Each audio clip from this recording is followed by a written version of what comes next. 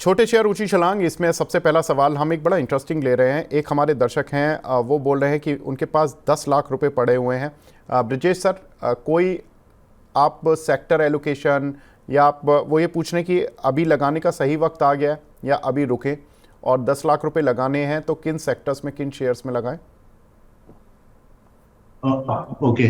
तो बेसिकली हम काफी बार बोलते हैं कि सही समय, ये डिफिकल्ट होगा बताना कि सही समय क्या होता है। तो अगर सेक्टर्स की बात करें तो मुझे लगता है कि आज एक थोड़ा यूएस के रिजल्ट के नतीजे चलते चलते आईटी स्टॉक्स में एक अच्छा मोमेंटम देखने को मिला है। तो आईटी में अगर ट्रेडिंग की अपॉर्चुनिटी से अगर करना है तो आईटी स्टॉक्स मुझे लग रहा है कि रिबाउंड करेगा। टीसीएस में मुझे लग रहा है कि थोड़ा एक 150-200 पॉइंट का मूव टीसीएस में आ सकता है। तो आईटी में है, चुनिंदा ऑटो स्टॉक्स है जहां पे थोड़ा मोमेंटम है, केमिकल वाले स्टॉक्स है। तो मुझे लगता है केमिकल, मेटल्स, ऑटो और आईटी ये सेक्टर्स है जहां पे हम फोकस कर सकते हैं शॉर्ट टू लॉन्ग टर्म के नजरिए से। प्रिसाइजली अगर काफी लंबी अवधि के नजरिए से बात करना है तो मुझे लगता है मेटल्स में कुछ काम हो सकता है, बढ़िया काम हो सकता है। मेटल्स और केमिकल ये सेक्टर है लॉन्ग टर्म के नजरिए से। अगर ट्रेडिंग वगैरह बेट करना है, थोड़े हफ्ता 10 दिन के हिसाब से नजरिए से बात करना है, तो मुझे लगता है ऑटो और आईटी में कुछ अपॉर्चुनिटी मिल सकती है। बिल्कुल।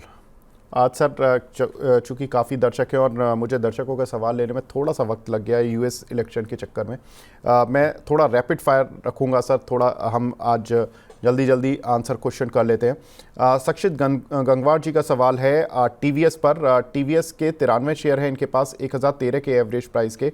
सर, क्या इन करंट लेवल्स पर और बाय किया जा सकता है शरद सर? हाँ, तो देखिए बिल्कुल टीवीएस मोटर बिल्कुल बाय कीजिए। मुझे लगता है सारी निगेटिवली डिस्काउंटेड है। 2360 रुपए के आसपास का बेस है। बिल्कुल इस बेस के आसपास आपको मिलता रहे, एक्युमुलेट कीजिए। बहुत अच्छा मौका है आपके लिए खरीदारी का। जैसे ही स्टॉक 2500 रुपए के ऊपर सस्टेन करेगा, 2489 का भाव है, 2-3 दिन 25 के ऊपर सस्टेन कर जाए तो आपको 2725 तक के भाव आपको पोजिशनली 1 1.5 से 1.5 महीने में देखने को मिलेंगे। जी। अभिषेक जी हैं लखनऊ से। सर, एक्शन कंस्ट्रक्शन पर पूछ रहे हैं ब्रिजेश सर, 1396 रुपए के इन्होंने लिए हुए हैं, क्या करना है? 2 साल का नजरिया है इनका। ओके, तो आई थिंक एक्शन कंस्ट्रक्शन में हाल ही में एक अच्छा खासा ब्रेकआउट देखने को मिला था। रिसेंटली थोड़ा सा करेक्टिव मूव आया, बट मुझे लगता है कि 1200 का जो लेवल है काफी स्ट्रॉन्ग बेस है। लॉन्ग टर्म के अगर 2 साल का नजरिया तो मुझे लगता है डेफिनेटली 1600 1650 के आसपास वो देख सकता है। पोजिशन होल्ड रखे तो बेहतर रहेगा। जी। कोमल प्रसाद पटेल जी का सवाल है एमआईसी इलेक्ट्रॉनिक पर। शरद सर, 100 शेयर हैं 94 रुपए के, क्या करना है सर? देखिए बिल्कुल इसको होल्ड कीजिए। 93 रुपए का भाव है, बहुत अच्छा बेस बना हुआ है इस बाजार में भी। डिप्स पे खरीदारी का व्यू रखिए। बेस एक बहुत अच्छा आपका 80-85 रुपए के पास बना हुआ है। ये बिल्कुल 120 रुपए जाने की तैयारी कर रहा है। बिल्कुल इसको होल्ड कीजिए। अनीता गर्ग जी, बीएल लिया हुआ है इन्होंने 295 का, और 295 मिल भी गया। सर क्या करें, होल्ड करें या बेच दें? नहीं नहीं, ब्रिजेश होल्ड सर। करें तो जी। या डेफिनेटली होल्ड करें। इसमें और अपॉर्चुनिटी मुझे लग रहा है हो सकता है। और एक 15-20 टका तो और यहाँ से मुझे लग रहा है और अपसाइड रहेगा, तो पोजिशन होल्ड रखना चाहिए। जी। एक हमारे दर्शक हैं, वो आरती ड्रग्स पर पूछ रहे हैं 550 रुपए के, जो नहीं किया उसका रोज लॉस होगा। ये तो सवाल नहीं है, लेकिन मैं पूछ लेता हूं शरद सर, आरती ड्रग्स पर आपका व्यू सर? जी, तो देखिए अगर आप देखेंगे तो अप्रैल के बाद से एक बार हाई लो बनने की कोशिश हो रही है। अगर अगर 400 460 465 ये सपोर्ट इसका सस्टेन करता है तो ही बुलिशनेस रहेगी। लेकिन इसको मैं अभी एंट्री करने की सलाह नहीं दूंगा। पहले 520 के ऊपर सस्टेन कर जाए। ये न्यूज जरूर है कि अगर ट्रम्प साहब आते हैं तो केमिकल सेक्टर को बहुत फायदा होता है। चाइना को बड़ा परेशान करते हैं वो। आपको ये तो यह बात आपको ज्ञात है। तो देखिए 520, लेकिन मुझे लगता है 520 के ऊपर ही चलेगा। आरटी ड्रग्स अभी आपको यहाँ पर अच्छा ट्रैक्शन देखने को मिलेगा। इसके अलावा अगर आप किसी और से कहीं और रहना चाहें तो दीपक नाइट्राइट देखिए, वहां अच्छा मूव है। कोरोमंडल आप खरीदने की कोशिश करिए। जी। शर्मी जोशी जी बोल रही हैं I am a big fan of your show, thank you ma'am. And Sharad sir आपकी बड़ी फ़ैन है। एफकॉन आईपीओ में इन्होंने, एफकॉन का आईपीओ है, please advice selling target for short term. Sharad sir आपकी फ़ैन है, मैं आप ही से पूछ लेता हूँ।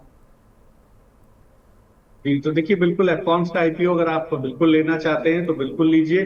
देखिए इंफ्रास्ट्रक्चर इंजीनियरिंग कंस्ट्रक्शन कंपनी है। श्यामपुर पालन जी की आप मेरे ख्याल से लिस्ट हो गया है आज ये। Vivek ji, is it? जी, आई थिंक मैं एक बार देख लेता हूँ सर एफकॉन का। आई थिंक अपना जी लिस्ट हो बिल्कुल, गया है। 504 रुपये पर सर ये लिस्टेड है। हाँ तो देखिए देखिए बिल्कुल शाफू जी पालन जी ग्रुप की कंपनी बहुत बड़ा पेरेंटेज है, और ये मैंने पहले भी बोला था, शायद अकाउंट्स को बिल्कुल सब्सक्राइब कीजिएगा, बड़े लिस्टिंग गेन आपको यहाँ दिखाई देंगे। और बिल्कुल देखिए एक बड़ा मूव आपको देखने को मिला है, तो बिल्कुल मुझे लगता है कि आज जिस तरह का बाजार का मूड माहौल है, आप बने रहिए इसके अंदर। और अगर 24,600 का ब्रेकआउट आ जाए निफ्टी के अंदर तो आप उसको बिल्कुल होल्ड कीजिएगा, फिर बाजार ही बुलिश हो जाएगा, तो लिक्विडिटी बाजार में रहेगी, तो ये आपको और ऊपर के लेवल देखने को मिलेगा। विचेवर वे जी इसका वैल्यूएशन बिल्कुल सही भाव पर हुआ है, तो मुझे लगता है बिल्कुल इसको थोड़ा होल्ड कीजिएगा। तो आप लेकिन अगर होल्ड कीजिएगा तो थोड़ा लंबी अवधि के हिसाब से कीजिएगा, करीब 2 क्वार्टर का समय दीजिएगा, कंपनी को रिजल्ट वगैरह देने का मौका दीजिए। इसके बाद ही देखिए प्रीमियर एनर्जी देखिए अच्छे आईपीओ थे, 2 गुना 2.5 गुना हो गए, तो अच्छा आईपीओ है, वैल्यूएशन ठीक ठाक है, जी तो बिल्कुल कम से कम 2 क्वार्टर का समय दीजिएगा। वॉलेटिलिटी रहेगी बट आपको अच्छे भाव देखने को मिलेंगे। बिल्कुल। एक दर्शक है हमारे राजेश जी, उनका सवाल है Sterling and Wilson renewable energy SW solar पर सर, इसमें क्या करें ब्रिजेश सर? टारगेट पूछ रहे हैं 3 महीने का।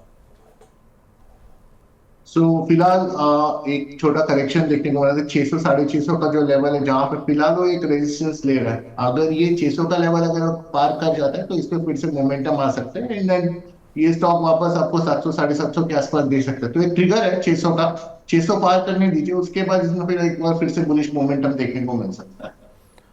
जी, एक हमारे साथ दर्शक भी फोन लाइन पर मौजूद हैं, ऋषभ जी हैं। ऋषभ जी गुड मॉर्निंग सर, पूछिए अपना सवाल। Good morning sir. Good morning sir, पूछिए अपना सवाल प्लीज। सर मेरे पास 307 शेयर हैं पीएनबी बैंक के। जी 122 के एवरेज, 122 के एवरेज है। तो जी। सर आज तो चलो मार्केट थोड़ा सा ठीक है, मतलब 106 105 पे चल रहा है, तो मतलब मैं होल्ड करूँ या उसे मतलब लॉस बुक कर ले, ये पूछना चाह रहे हैं। बिल्कुल पूछ लेते हैं। शरद सर, पीएनबी पर आप बात भी कर रहे थे सर शो की शुरुआत में कि आपको अच्छा लग रहा है, लेकिन इन्होंने 122 के लिए हुए हैं, ये थोड़ी प्रॉब्लम है, क्या करें सर? एवरेज कर लीजिए सर, बहुत बढ़िया भाव है, आपको बहुत अच्छी जगह पे मिल रहा है, थोड़ा एवरेज कर लीजिए। और 92 रुपए ही इसका सबसे बड़ा डिमांड जोन है, उसके नीचे कभी खिसके तभी बेचिएगा, वरना होल्ड कीजिएगा। आपको 130 से 140 रुपए आपको 2 क्वार्टर में देखने को मिलेगा। जी, अभिषेक झा जी का सवाल है मेरीन इलेक्ट्रिकल्स पर सर, इन्होंने 230 के लिए हुए हैं, और टेक्समैको इंफ्रा इन्होंने 139 के लिए हुए हैं। ब्रिजेश सर, टेक्समैको इंफ्रा पर आपका आंसर जानना चाहता हूँ, ये होल्ड करें या सेल कर दें? तो टेक्स्ट में तो फिलहाल तो मुझे ऐसा कोई प्रॉफिट बुकिंग नहीं दिखा दे रहा है, साइडवेज है। ये काउंटर 128 का लेवल है, मेरे ख्याल से होल्ड कर सकते हैं। एक बार 128 130 अगर निकल जाते हैं तो इसमें नया तेजी बन सकता है इसमें। जी, एक हमारी दर्शक हैं भावना शर्मा जी, रेगुलर व्यूअर हैं, रेणुका शुगर पर सवाल पूछ रही हैं। शरद सर 48 रुपए के लिए हुए हैं, क्या करना है?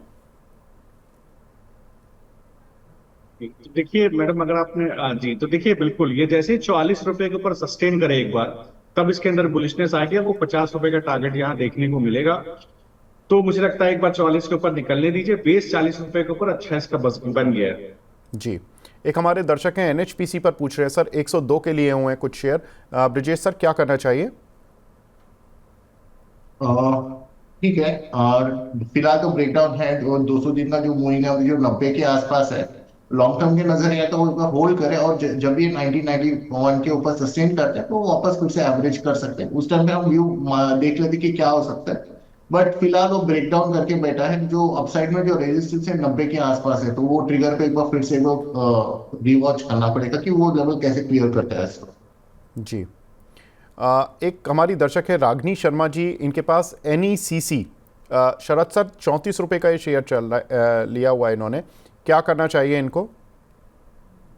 तो देखिए हाँ तो वही भाव है, 33 रुपए के आसपास का भाव जी है। बिल्कुल। ठीक है, अच्छा मोमेंटम इंडिकेटर्स ठीक ठाक है, मुझे लगता है बिल्कुल बाय ऑन डिप्स का नजरिया रखिए, मतलब बनाए रखिए, आपके पास तो है ही। तो आप ये मान के चलिए कोई भी गिरावट आएगी 31 रुपए तक, तो जब तक ये इसका सबसे बड़ा डिमांड जोन है 28 रुपया, जब तक उसके नीचे ना खिसके आप बेचिएगा नहीं, आप होल्ड कीजिएगा। मुझे लगता है स्लोली ग्रेजुअली 42 से 45 रुपए के टारगेट या आपको 1 क्वार्टर में देखने को मिल सकते हैं, पॉजिटिव मोमेंटम में। जी, शरद सर हमने गेल पर बात की थी, एक दर्शक पूछ रहे हैं ईश्वरन देओल जी, इनके पास 223 रुपए के 1000 शेयर पड़े हुए हैं गेल के, ये पूछ रहे हैं करंट लेवल्स पर एवरेज कर लूं क्या?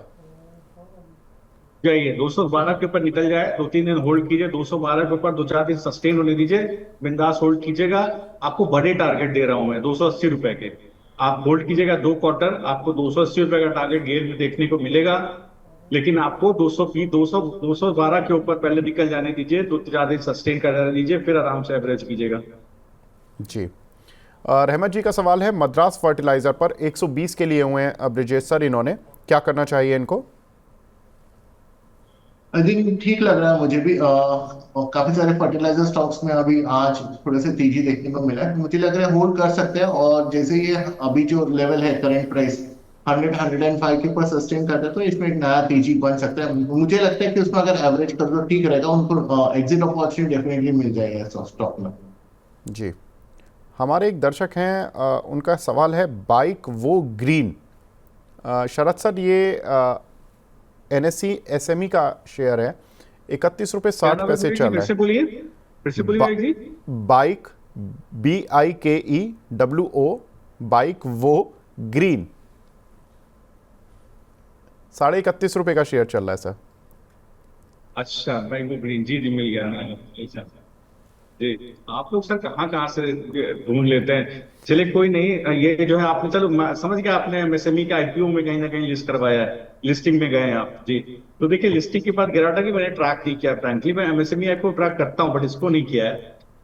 तो बिल्कुल बैंक वो ग्रीन है। देखिए अभी क्या है, अपने ऑल टाइम लो के आसपास 30 रुपए के आसपास ट्रेड कर रहा है। पिछले इस सप्ताह में आप देखेंगे तो एक इंडिसीजन कैंडल है जिस पार्ट ऑफ करेक्शन मुझे लगता है। लेकिन कोई भी जब तक इसके अंदर भाव 33-34 रुपए के ऊपर नहीं सस्टेन करेगा, सबसे बड़ा सप्लाई जोन वही बना हुआ है, वो सस्टेन कर देना तो आपको 40 रुपए तक पुल बैक देखने को मिल जाएगा। तो मुझे लगता है थोड़ा सा दिक्कत यहाँ पर आपको रह सकती है। अब फर्दर आप ये मान कर चलिए बाजार में गिरावट आएगी तो अपने ऑल टाइम 30 रुपए के लो को भी तोड़ने की कोशिश करेगा, तो वीकनेस रह सकती है। जी। आलम प्रभु चिद्री जी का सवाल है ONGC के, इन्होंने 360 शेयर हैं इनके पास, 296 रुपये के, 3 महीने का व्यू है ब्रिजेश सर, क्या करें, इसे होल्ड कर सकते हैं क्या?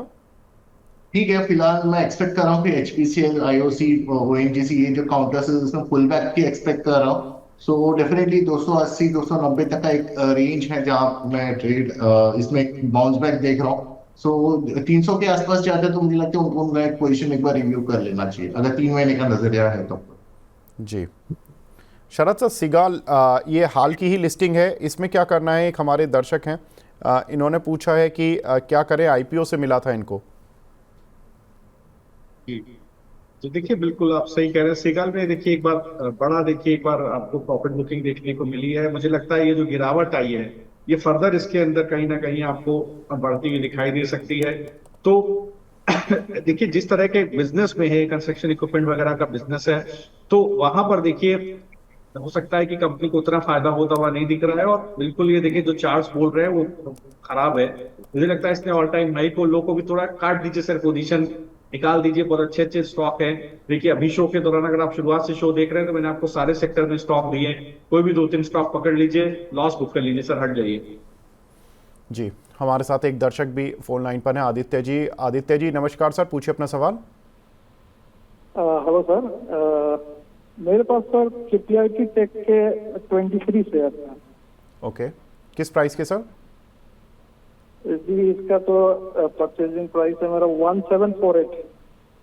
1748 KPIT। बिल्कुल पूछ लेते सर, कितना समय रख सकते हैं इसको? होल्ड कर सकता हूँ। होल्ड कर सकते हैं, ठीक है। ब्रिजेश सर, KPIT पर सर बता दीजिए, 1748 रुपए के लिए हुए हैं इन्होंने।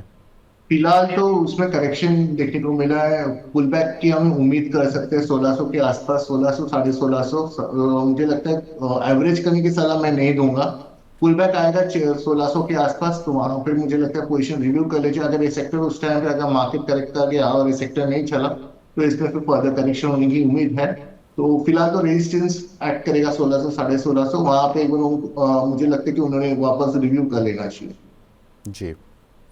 शरद सर, एक हमारे दर्शक हैं वो दीपक बिल्डर्स पर सवाल पूछ रहे हैं। ये IPO 28 अक्टूबर को ही लिस्ट हुआ था और इसका प्राइस बैंड 192 से 203 रुपये रहा, लेकिन अब ये शेयर टूटकर 160 रुपये आ चुका है। अब क्या करना चाहिए सर इनको? एक मिनट लूंगा विवेक जी, जरूर आपका दर्शकों को बताऊं। देखिए सर, बिल्डर्स को पैसा मत दीजिए, बाइक वो देखिए मैंने जल्दी से देख लिया, एक बाइक डीलरशिप है, उसको पैसा मत दीजिए। आप ऐसी जगह को पैसा दीजिए एमएसएमई में जो अपना कैपिटल एक्सपेंडिचर कर रहा है, जो आने वाले समय में इनकम स्टेटमेंट में एक्सपेंस आउट होगा, मार्जिन को एक्सपेंड करेगा। सबको पैसा मत दीजिए, वरना यही होगा। देखिए दीपक बिल्डर में एक बड़ी गिरावट है, अभी लिस्ट हुआ शेयर है 149 का भाव, ये फर्दर गिरने की ताकत रखता है सर, और गिर सकता है। अगर 163-64 के ऊपर सस्टेन नहीं हुआ तो आपको और गिरावट देखने को मिल सकती है। तो थोड़ा सा सर कॉशियस रहिएगा। मुझे मुझे लगता है इसको आपको बिल्कुल एग्जिट करना चाहिए। जी, राकेश यादव जी का सवाल है गार्डन रीच पर। सर इन्होंने 2163 रुपए के लिए हुए ब्रिजेश सर, क्या करें? ओके, तो मुझे लगता है ये सेक्टर फिलहाल कंसोलिडेट कर रहा है, सपोर्ट्स पे ट्रेड कर रहा है। मुझे लग रहा है कि पोजीशन होल्ड करे। 1500 का लेवल है, जब तक ये 1500 के ऊपर सस्टेन कर रहा है इसमें तेजी बन सकता है। तो ऑलरेडी ये स्ट्रेंथ पे है, होल्ड करना चाहिए। एक शॉर्ट टर्म बाउंस तो एक्सपेक्ट कर सकते हैं, होल्ड रहेगा अभी। जी, सोनी कुमारी जी पूछ रही हैं शरद सर आपकी रिकमेंडेशन पर इन्होंने एक शेयर लिया था श्री ओसवाल सीड 33 रुपए पर, सर क्या करना चाहिए? जी, तो देखिए बिल्कुल ये एक पर्टिकुलर स्टॉक मैंने दिया था क्योंकि सिक्वेंशियली मुझे यहाँ पर एक रेवेन्यू ग्रोथ देखने को मिली थी। वे इकलौता स्टॉक है जो मैंने छोटे स्टॉक में रिकमेंड किया था, तो मैंने ऐसे 500 में विवेक जी रिकमेंड करता हूँ। तो देखिए यहाँ पर मैंने स्टॉप लॉस दिया था, रिकवरी आई भी थी। मैंने 25 रुपए पे से घूम करके आपको 34 रुपए का टारगेट दिया था, टारगेट आ गया था। तो अगर आपने उसको एग्जिट नहीं किया, 20-25% रिटर्न आ गया था, तो देखिए आपको एग्जिट कर देना चाहिए। अगर नहीं किया है तो आपको एक दिक्कत है। यहाँ पर देखिए 25 रुपए का इसके अंदर सप्लाई जोन बन गया है, फर्दर ये सकता हुआ दिखाई दे सकता है। मेरी आपसे हम्बल रिक्वेस्ट है, अगर कोई भी स्टॉक, वैसे तो मैं NSE 500 ही कवर करता हूँ, अगर कभी छोटा स्टॉक दे भी दिया तो टारगेट टू टारगेट जरूर चला करिए। देखिए टारगेट आ जाए निकल जाइए, क्योंकि आप शॉर्ट टर्म इन्वेस्टमेंट कर रहे हैं, लंबा इन्वेस्टमेंट नहीं कर रहे हैं। बिल्कुल मैडम, ये बिल्कुल ध्यान देने वाली बात है। ये ग्रीड जो आता है ना कि टारगेट के ऊपर भी चला जाएगा। अब एक्सपर्ट ने जो टारगेट दिया है उसको रेस्पेक्ट तो हमें करना ही पड़ेगा। अब देखिए आप फंस गए ना, बुरी तरह से फंस गए, नुकसान हो रहा है, दुख होता है। लेकिन हमारे एक दर्शक हैं मोहम्मद नदीम जी, वो भी हमारे साथ फोन लाइन पर जुड़ चुके हैं। नदीम साहब नमस्कार सर, पूछिए अपना सवाल। नमस्कार सर, मेरा सवाल सरद करते हैं। NBCC ले रखा है सर 425, 117 की बाइंग पे है, और इरेडा है सर 263 शेयर है और 227 की बाइंग है। मैं एवरेज करना चाहता हूँ, क्या ये सही समय है एवरेज करने का? बिल्कुल पूछ लेते हैं सर। इरेडा 227 के लिए हुए हैं, क्या एवरेज कर लें शरद सर? बिल्कुल, देखिए बिल्कुल एनटीपीसी में आप एक काम करिए। एनटीपीसी में आपको भी थोड़ी देर पहले ही बोला था, जैसे 420 के ऊपर, अभी भाव इसका 404 के आसपास है, 420 के ऊपर सस्टेन कर जाए, एवरेज कर लीजिए। आप टारगेट ले लीजिए 486। आपको 486 टारगेट भी 2 क्वार्टर में देखने को मिल जाएगा। एनटीपीसी पर नहीं है सर, एनबीसीसी पर सवाल है। अच्छा, एनबीसीसी जी, माफ कीजिएगा। 427 शेयर है इनके पास 117 रुपए के भाव के सर। जी जी जी। तो देखिए अगर अब एनबीसीसी को आप देखें तो एक बेस स्टॉक के अंदर बना हुआ 88 रुपए पर स्टॉक को चलना चाहिए था। स्टॉक की बेहतरीन ऑर्डर बुक है, कंपनी की बेहतरीन ऑर्डर बुक है, स्टॉक चला नहीं। तो देखिए 99 रुपए का भाव है, यहाँ पर आपको क्या करना चाहिए, अभी इमीडिएटली एवरेज मत कीजिए, एक प्राइस लिख लीजिए आप 110 रुपए के आसपास, 110, 107, 107 के ऊपर अगर स्टॉक अभी सस्टेन करे तभी आप एवरेज कीजिएगा। अभी आप होल्ड कीजिए। 85 रुपए का बड़ा सप्लाई जोन है, बड़ा डिमांड जोन है इसके अंदर। भाव लिखिए 107, 107 के ऊपर निकल जाए तो आप एवरेज कीजिएगा। उस स्थिति में आपको 146 रुपए का टारगेट देखने को मिलेगा। 2 क्वार्टर का समय दीजिएगा। इरेडा को देखिए एक बेस बना हुआ है 190 रुपए के आसपास, बने रहिए, कोई दिक्कत नहीं है। 190 रुपए का अच्छा बेस है। अगर आप एवरेज करना चाहें और फर्दर कुछ करना चाहें तो 200, तो देखिए 220 रुपए, 207 का भाव है, 220 के ऊपर सस्टेन होने दीजिए। 220 के ऊपर सस्टेन हो जाए तो लंबा टारगेट मैं आपको दे रहा हूं, बड़ा ब्रेकआउट आएगा, वो आपको 280 रुपए तक लेकर के जाएगा। 30% का अपसाइड है, तब आप उसको मार्च तक होल्ड कीजिएगा। कुछ और सवाल जो कि हमारे पास मिल रहे हैं। एक वरुण कुमार जी का सवाल है सर, IRB इंफ्रा पर ब्रिजेश सर 67 रुपए के लिए हुए इन्होंने, क्या करना चाहिए इनको? स्लो मूविंग है फिलहाल। ये भी स्टॉक काफी ब्रेकडाउन के नीचे ट्रेड कर रहा है। 60 के आसपास इसमें रेजिस्टेंस है। उतना स्ट्रॉन्ग पॉजिटिव बायस नहीं है हमारा IRB के ऊपर। 60 के आसपास अगर वो एग्जिट कर सकते हैं या रिव्यू कर सकते हैं तो बेहतर रहेगा। फिलहाल स्टॉक डाउन ट्रेंड में है। जी ब्रिजेश सर, अगला सवाल भी आप ही से है। प्रतीक भट्ट जी पूछना चाह रहे हैं जेके पेपर पर सर आपसे, 486 रुपए के लिए हुए हैं इन्होंने 150 शेयर, सर क्या करना है? जेके पेपर पे हमारा फंडामेंटल कवरेज है, हम इसको 600 650 के आसपास देखें। साल भर का व्यू है हमारा। तो ये हमारा फंडामेंटल पिक में से एक स्टॉक है, तो पोजिशंस होल्ड करें, अगर एवरेज कर सकते हैं तो एवरेज भी कर लें, या लॉन्ग टर्म के नजरिए से अगर होल्ड कर सकते हो 600 प्लस का रेट आपको देखने को मिलेगा। जी सर, एक और व्यू मैं आपसे लेना चाहता हूं ब्रिजेश सर। एबीबी क्या करें, क्या पता नहीं क्या लिखा है इन्होंने, एबीबी में क्या करें सर, यही मैं मान लेता हूं। फिलहाल तो अगर मैं व्यू की बात करूं तो उसमें करेक्शन आया है, 200 दिन के आसपास ट्रेड कर रहा है, 7000 के आसपास अभी लगभग उसका सपोर्ट है। अगर ये सपोर्ट होल्ड कर जाता है तो इस पर स्ट्रेंथ आ सकता है। अगर किसी का पोजीशन है, अगर आपको लग रहा है कि दिख रहा है कि 7000 होल्ड नहीं कर रहा है, तो एक बार अपना लॉस बुक करे या फिर पोजीशंस रिव्यू करे, बट वीक हो जाएगा जैसे ये 7000 ब्रेक करता है। जी, मोहम्मद साकिब साहब हिंदुस्तान जिंक और टाटा स्टील पर पूछ रहे हैं। सर दोनों शेयर डिस्कस हो चुके हैं, आप वीडियो को पुराने पीछे स्क्रॉल करके देखेंगे, आपको आंसर मिल जाएगा। एक हमारे दर्शक लगातार बार बार कॉल कर रहे हैं, इनका नाम है नरेंद्र कुमार पन्ना जी, मध्य प्रदेश से हैं। ये शरद सर आपसे पूछना चाह रहे हैं, BHEL इन्होंने 280 के भाव के लिए हुए हैं, और भारत डायनामिक्स इन्होंने लिए हुए हैं 1199 रुपये के भाव के। सर क्या करना है इन दोनों शेयरों पर? पहले में BHEL सर 280 के भाव के लिए हुए हैं।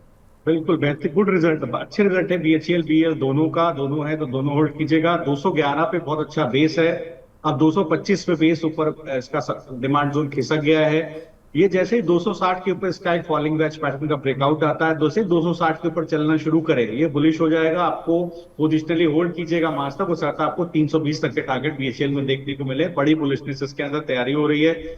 VDL को आप देखिएगा तो थोड़ा सा मुझे लगता है VDL अभी 1130 जब तक ना तोड़े, 1072 का भाव है, 1130 के ऊपर सस्टेन करें 3-4 दिन, इसके बाद ही आप इसको बुलिश मानिएगा। अभी बेस बना हुआ है 1000 से 1050 के बीच में, वही इसका डिमांड जोन है सबसे बड़ा। जब तक उसके नीचे नहीं खिसकता पोजीशन मत काटिएगा।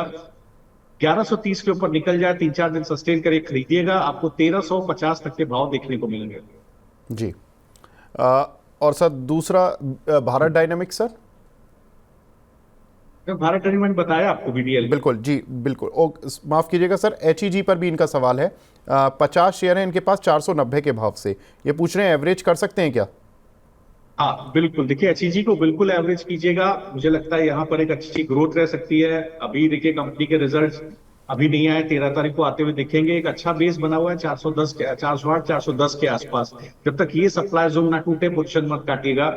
मुझे लगता है एक अच्छा बेस बना हुआ है, बिल्कुल आप बिल्कुल इसको एवरेज कीजिए। लेकिन ये मनी मैनेजमेंट देखिएगा कि मान लीजिए 407 के 10 के नीचे खींचे तो आपका नुकसान कितना होगा, ये एक बार देख लीजिएगा। जबकि स्टॉक में स्ट्रेंथ है, तो मुझे लगता है कि अगर ये स्टॉक फर्दर स्ट्रेंथ गेन करता है और कहीं 450 के ऊपर निकल जाता है, सस्टेन करता है, तो आपको पोजिशनली आप मानिएगा 560 तक के भाव यहाँ देखने को मिलेंगे। जी ब्रिजेश सर, दो दर्शक हमारे से सवाल पूछ रहे हैं ओला में। एक दर्शक हैं जिन्होंने कि 128 के लिए हुए हैं, वो पूछ रहे हैं क्या एवरेज कर लें। दूसरे दर्शक हैं साइद साहब जो पूछ रहे हैं क्या मैं इन लेवल्स पर ओला में इन्वेस्टमेंट कर सकता हूं। सर दोनों के लिए राय। तो फंडामेंटली तो मैं नहीं इतना उस पर बात कर पाऊंगा, टेक्निकली काफी क्लियर हूँ। 90 का लेवल है जहां से इसमें ब्रेकडाउन है, 90 90 95 का लेवल है जहां पे इसको रेजिस्टेंस रहेगा। अगर आप इन्वेस्ट करते भी हो तो ये 90 95 का लेवल पे इसको आपको सप्लाई मिलेगा। मुझे लगता है कि न्यूली लिस्टेड है तो उसमें जैसे कि शरद सर बता रहे कि पहले तो 2-3 क्वार्टर्स के सब हम वेट एंड वॉच कर लेते, टेक्निकल कंफर्मेशन कहीं पे भी नहीं है, वॉल्यूम्स नहीं आ रहे, तो पुल बैक हो सकता है एक 10-15 रुपए का, बट देन वो कॉन्फिडेंस नहीं है लॉन्ग टर्म के हिसाब से, तो वेट एंड वॉच करके थोड़ी टाइम के बाद फिर से इसमें इन्वेस्टमेंट किया जा सकता। जी शरद सर, एक बड़ा इंटरेस्टिंग सवाल मिला है। एक दर्शक पूछ रहे हैं मोहम्मद साकिब साहब, JP power versus R power, इन दोनों में बता दीजिए सर, इन दोनों में अच्छा कौन है और इन स्तरों पे लेना किसे है और किस को एवरेज कर सकते हैं, क्या करें सर? देखिए फंडामेंटली मैं कवर नहीं करता हूँ मैं आपको, लेकिन फिर भी व्यू देता हूँ। देखिए बिल्कुल सही बात है, पावर सेक्टर में एक अच्छी डिमांड है, ये बिल्कुल गिवन फैक्ट है। आप कोई भी कंपनी उठा करके देखें, 2023 और 2070 में 27 में पावर डिमांड 7% के कैगर से बढ़ती हुई दिखाई देगी। देखिए रिलायंस पावर को आप देखिए, यहाँ पर मुझे लगता है कि बेस जरूर बना हुआ है अच्छा है, 16 रुपए 80 पैसे 17 रुपए के आसपास एक बहुत लंबा चौड़ा बेस बन गया है इसका करीब अगस्त के पास से। जब तक वो सप्लाई जोन नहीं टूटती, पोजीशन आपको काटने की जरूरत नहीं है, अगर आप हैं तो बिल्कुल साफ बने रहें। और मुझे लगता है लेकिन बुलिशनेस तभी आएगी जब ये 19 रुपए के ऊपर चलना शुरू करेगा, जब फर्दर एक बार अच्छा इसके ऊपर 19 रुपए के ऊपर सस्टेन करेगा और 2-4 दिन चल जाएगा, तो ये आपको एक अच्छा मूव 24 रुपए की तरफ दिखाएगा। तो ये हो गया आपका जेपी पावर। अगर रिलायंस पावर को देखें, एक नॉच ज्यादा बेहतर है जेपी पावर से। तो रिलायंस पावर में क्या 40 रुपए के पास एक क्लियर बेस बना हुआ है, 40 रुपए 39 रुपए एक अच्छा डिमांड जोन बना हुआ है। जब तक इसको ना तोड़ दे कन्विंसिंगली, मुझे लगता है पोजीशन काटने की जरूरत है, बट इमीडिएटली मत खरीदिए। खरीदेंगे आप कब, जब 43 रुपए के ऊपर सस्टेन करेगा। 41 रुपए 99 पैसे का भाव है अभी, 43 रुपए के ऊपर 1-2 दिन सस्टेन करे तब आप खरीदिएगा। आपको दोबारा अपस्विंग आएगा और ये बार अपना प्रीवियस हाई भी तोड़ेगा ये, तो इस बार आपको 54 रुपए से 58 रुपए का भाव दिखाएगा। तो रिलायंस पावर एक नॉच बेटर है, यहाँ पर आप पोजिशन जरूर बनवा सकते हैं जी। Last question of the day, Preet Rai ji का सवाल है इन्फोसिस पर सर 100 शेयर लिए हुए ब्रिजेश सर 1700 रुपये के प्राइस के। ये पूछे कि शॉर्ट टर्म में डिविडेंड का शॉर्ट टर्म का इनका व्यू है, और ये पूछ रहे हैं डिविडेंड कब आएगा। डिविडेंड का तो 29 अक्टूबर को इसकी डेट थी, जिसमें कि 21 रुपये पर शेयर का डिविडेंड कंपनी ने घोषित किया था। सर आप अपने ब्रोकर से पूछिए या तो अपने बैंक अकाउंट में चेक करिए, आपके आ गया होगा डिविडेंड, क्योंकि इतने दिन लगते नहीं है डिविडेंड आने में जनरली। और सर आपके लिए राय मैं दिलवा देता हूँ। ब्रिजेश सर बताएं, आज तो अच्छा चल रहा है इन्फोसिस। या तो जैसे कि मैंने बताया कि आईटी स्टॉक्स में थोड़े मोमेंटम देखने को मिला है। इन्फोसिस में भी आप पुल बैक देख सकते हो, 1880 से 1900 के लेवल आप देख सकते हो इन्फोसिस में। तो मुझे लगता है कि वहां पर आप प्रॉफिट बुकिंग देख सकते हो।